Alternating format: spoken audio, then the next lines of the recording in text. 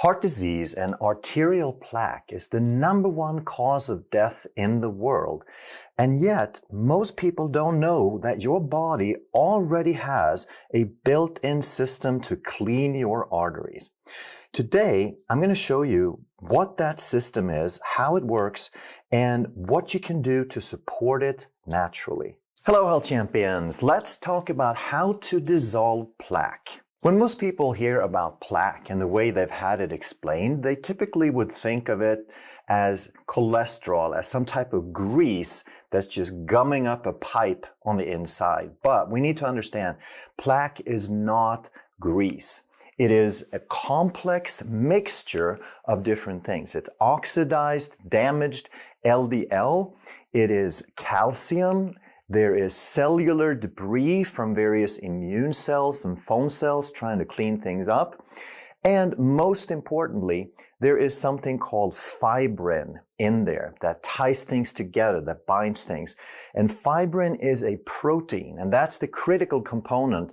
That's the central theme of this video, is to understand what fibrin is and that it is a protein. And one more thing we need to understand is that when we look at the blood vessel as a pipe, it's going to have multiple layers, and on the outside here we have a muscle layer so that it can contract and relax. But then this plaque that we're talking about is not inside the lumen, it's not inside the pipe, and that's why I'm saying it's not grease in a pipe. But instead what it is, it's inside the muscle wall. So here is a thin layer called the intima. And the plaque is actually inside, behind that layer. So here is where we have the plaque, which is composed of all those different things. So if it was just grease in a pipe, then you could just throw in some kind of solvent, just mix in a solvent with the blood, and it would wash out that plaque. But that's not how it works. This is a lot of different things, and one of them is protein. So that is what we need to break down. So the fibrin is a protein, like I mentioned, and it is a clotting agent. It helps thicken blood when we need to do that. And it's also a tissue patch. So it's essential to have it, because if we didn't, then every little cut, every time we get the tiniest amount of bleeding, then we would bleed out because there would be nothing to stop it. Now, the problem occurs when there's a buildup that is more than the breakdowns. Normally, when we're healthy, there's a balance. The body is building some up when it's necessary, and we're breaking it down at the appropriate rate. But if there's more buildup, now we have some problems. If there's too much in the wrong place, now we can stiffen up the tissue. We can have thickening and blood clots. We can have blood that's too thick. It doesn't circulate the way it's supposed to. The viscosity is too high. And this contributes to atherosclerotic plaques. But then the question is right here, why would the buildup be faster or more than the breakdown? Why would the breakdown not keep up? So the body has its own cleanup system. It's called the fibrinolytic system. And lytic comes from lysis, which means to break down or dissolve. And the key enzyme the body uses is called plasmin. So this is what your body's natural breakdown system is, the fibrin cleaning agent. And one way we can find out how we're doing on this, if we have too much, is by a blood test where we can test for something called fibrinogen.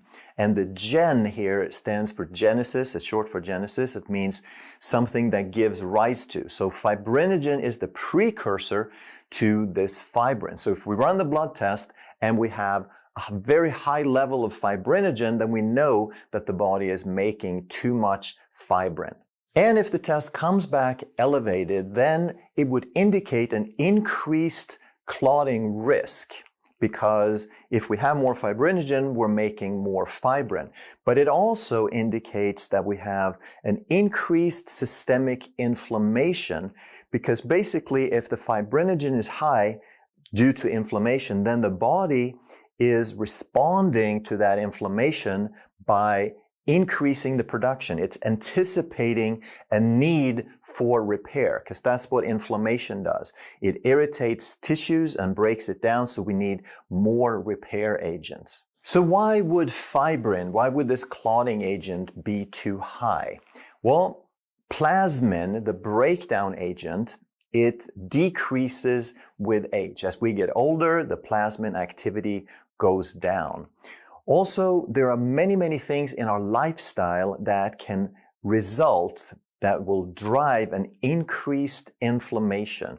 And that's a lot of the stuff that we're talking about on this channel virtually every episode, like modern diets with sugar and processed foods and seed oils that lead to insulin resistance. We can have dehydration because we're not drinking enough water or we're not combining it with enough electrolytes.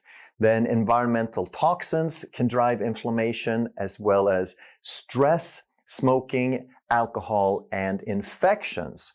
And one of the main infections that people don't really know that this is involved was the COVID-19.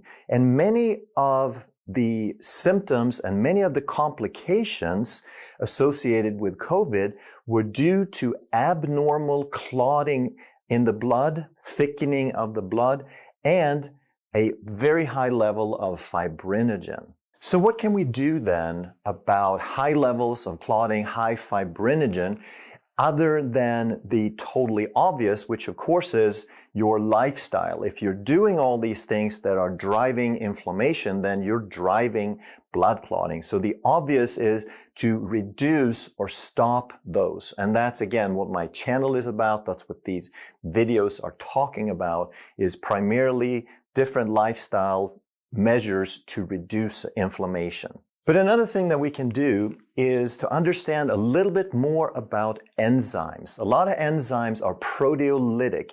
Some enzymes build things up and others break things down. But proteolytic enzymes are what helps us break things down. And they can break down fibrin, they can break down scar tissue, and they can break down debris in the body. So the one that most people have heard about, which we definitely need, and our body makes that, but sometimes we don't make enough, and then it's a good idea to supplement, that's digestive enzymes. And they, of course, break down food. We put food in the mouth goes into this long digestive tract, but along the way, it's primarily enzymes that will break down the food into smaller pieces so that we can use them. Well, the same principle applies to breaking down debris and other things. But the difference is digestive enzymes are supposed to be taken with food and break down that food. When we're talking about fibrin and clotting, we're talking about systemic enzymes, something that's supposed to enter the bloodstream. And that's very different from these digestive enzymes. They don't get in the bloodstream. They're supposed to work on food and help us break that down. But here, systemic, they get into the bloodstream so they can interact with blood clots and other things that are in there. And they work throughout your body, not just the digestive tract. And one of the reasons there's not more talk about these systemic enzymes is that we're not really sure how they get into the bloodstreams, because these are very large molecules, and we have a defense system. We have a barrier in our gut. They're supposed to keep things out with what's called tight junctions between the cells. And with these very large molecules, they're not supposed to be able to get in, or that typically that size molecule is not supposed to get in. So when we break down food to be absorbed, we have to break down these proteins into individual amino acids, or maybe a pair or a triple or something, but very small pieces before they can get into the bloodstream. So we're not really sure how this works, but here's what we do know, and why there's been more and more talk, and why we do know this stuff works. Even though we're not sure, we know that they must be taken on an empty stomach, because if you take them with food, now your stomach acid and your digestive enzymes are just going to turn them into food, and that's not the point. But if you take them on an empty stomach, and especially some of the better brands, they have slow release capsules that kind of resist the first half of the digestive tract so they can get down to the small intestine. And some of the theories, the best theories, is that when the body recognizes a compound, when it's not considered a threat, now there's something called endocytosis.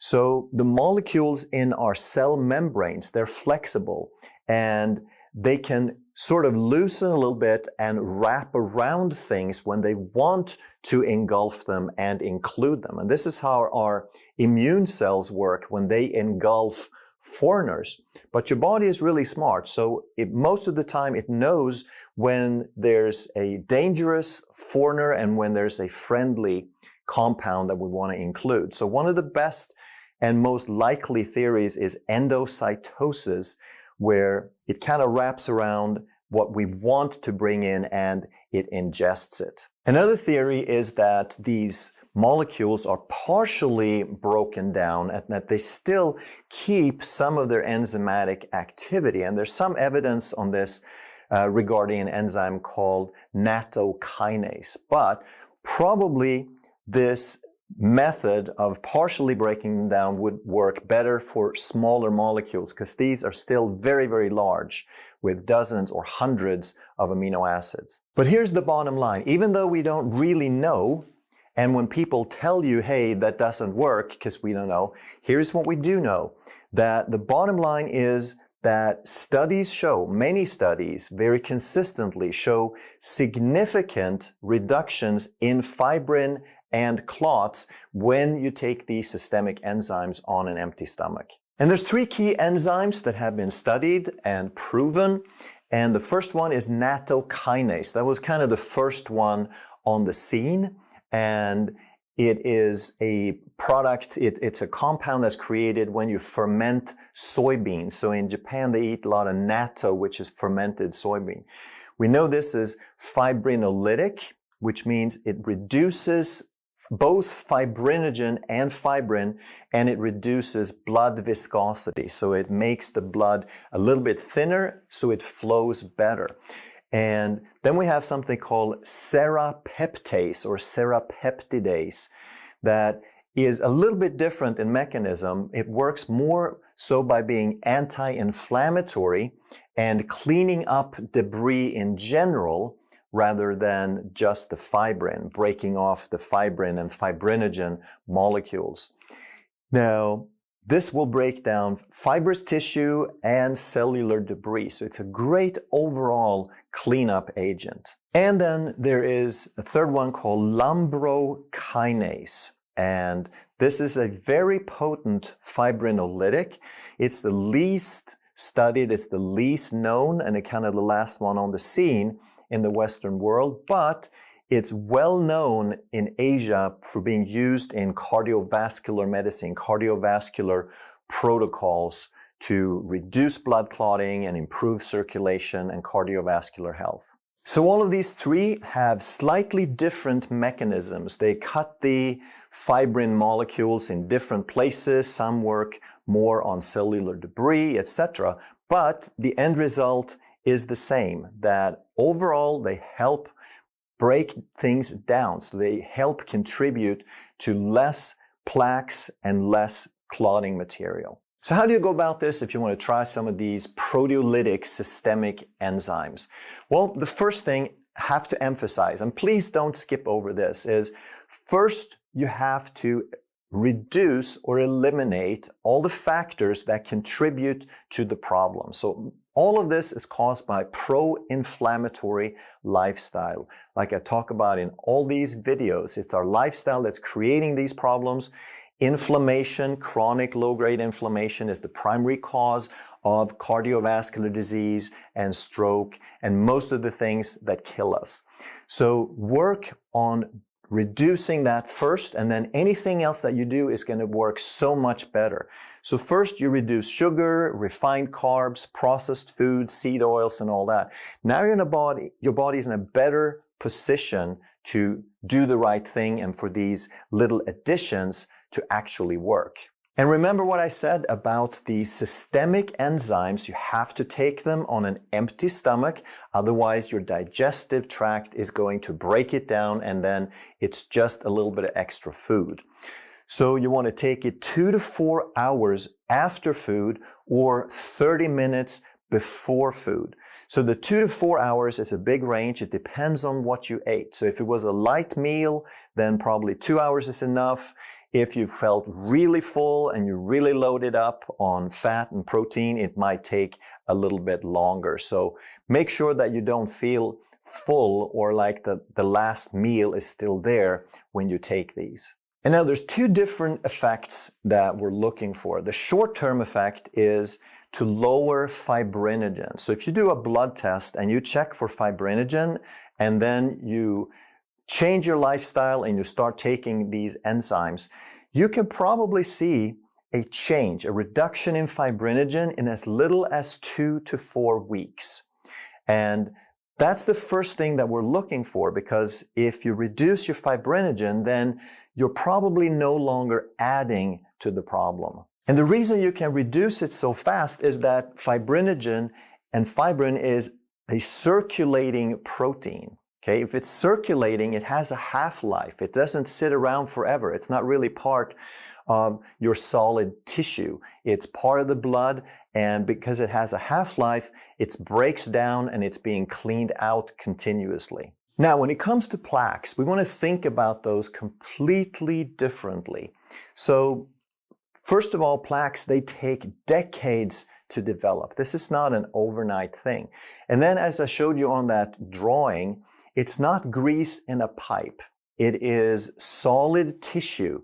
It is protein and calcium and cell debris that's been kind of mingled and tied together, and it's sitting behind the wall of that blood vessel. So it's kind of difficult to get to.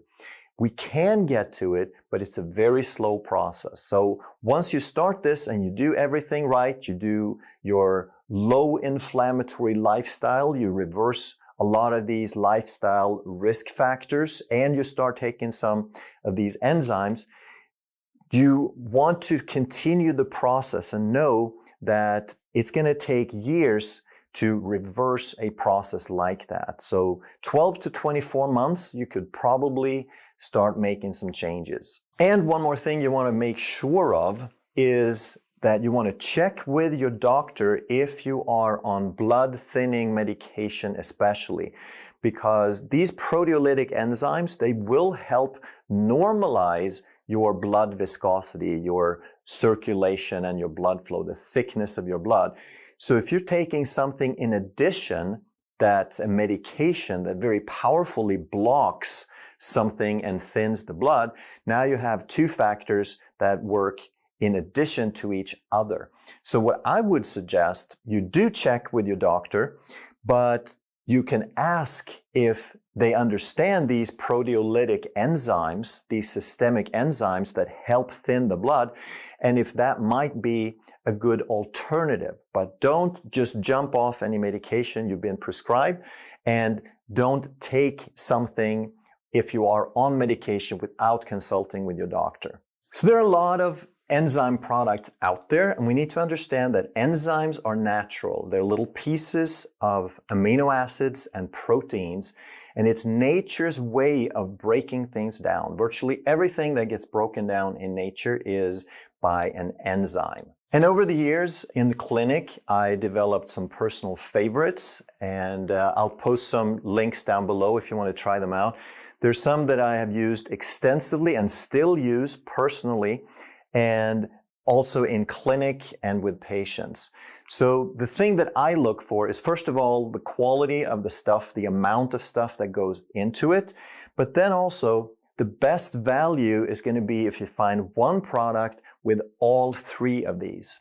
And for a while, we worked with a product that had 2 of these from company, and then recently that company made a product with all 3, so that is the one that I'm using right now. It contains about 8 different enzymes, but it does have all these 3 key enzymes: the nattokinase, the serrapeptase or serratiopeptidase, and also lumbrokinase. If you want to check these out, I'll put a link down below. If you enjoyed this video, you're gonna love that one. And if you truly want to master health by understanding how the body really works, make sure you subscribe, hit that bell, and turn on all the notifications so you never miss a life-saving video.